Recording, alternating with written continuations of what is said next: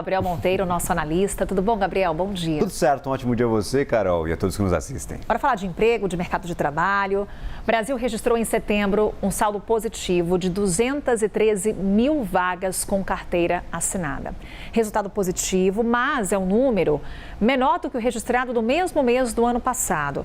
Vamos começar aqui, Gabriel, olhando para o que esses números revelam sobre o nosso mercado de trabalho, o que isso pode indicar sobre esse cenário econômico do Brasil e já olhar para frente, porque fim de ano está chegando e a gente sabe que as contratações tendem a aumentar, principalmente aquelas temporárias visando as vendas de fim de ano. Perfeito. Estes são dados de setembro, então a gente está entrando neste finalzinho de terceiro trimestre, começo de quarto trimestre ainda, Carol. E apesar dessa desaceleração em relação ao ano passado, isso indica, claro, que a economia está perdendo um pouquinho de força. O dado do CAGED de ontem veio muito acima da expectativa, veio bem mais forte do que o esperado e até eu fiz a continha aqui, 44% acima do que a gente teve no mês passado, no mês de agosto. Então, de agosto para setembro, o mercado deu uma virada completa. Já tínhamos alguns economistas apontando que o mercado de trabalho estava dando sinais de desaceleração e que isso podia, talvez, até antecipar um pouquinho o ciclo de corte de juros, fazer com que o Banco Central comece a cortar essa Selic que está lá na casa dos 15%. Mas o dado de ontem, apesar de ser menor do que o do ano passado, mostrou muita resiliência, muita força e, claro, acende de volta o alerta. Talvez os juros continuem mais altos por mais tempo, sendo cortados só no começo do ano que vem, quem sabe no final do primeiro trimestre, aí todo o debate volta à tona. Já mercado tem reunião de trabalho. Na semana que vem, né? Oi? Já tem reunião na semana que vem. Isso, já tem reunião na semana que vem, a expectativa é manutenção, essa a gente já está praticamente cravado, o Banco Central promete a taxa alta por muito tempo, mas quando a gente olha para um prazo um pouquinho mais distante, final do ano, dezembro, começo do ano que vem, aí esse juro pode continuar mais alto, por quê? A principal preocupação é esse mercado de trabalho muito aquecido, isso incentiva consumo e isso tem efeito sobre a inflação que está sendo combatida agora pelo Banco Central. Então, temos sim dados de desaceleração, mas vieram bem acima do esperado e mostram muita resiliência do mercado de trabalho. O próprio ministro do Trabalho, Luiz Marinho, ele diz que essa desaceleração é motivo do Banco Central ligar o alerta.